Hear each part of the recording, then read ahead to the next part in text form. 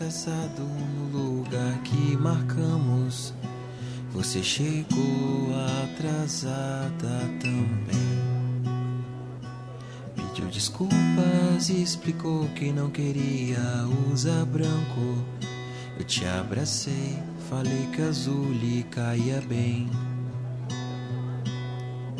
Andamos pelo perímetro da multidão. Nos perdemos de vista um instante.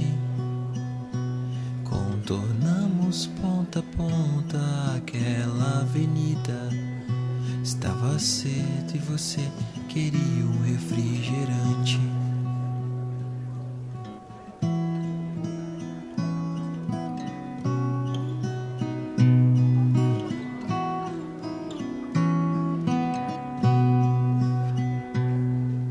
Primeiro fomos na barraquinha de churros, olhando bugiganga sem comprar.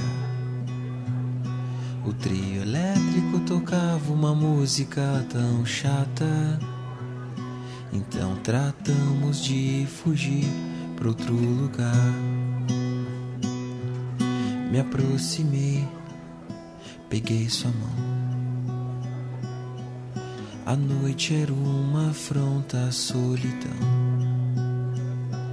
Eu estava decidido a me confessar, até que a moça do trio elétrico começou a contar. 10, 9, 8, 7, 6, 5, 4, 3, 2, 1, 0. Eu era suor frio e palidez. 10, 9, 8, 7, 6, 5, 4, 3.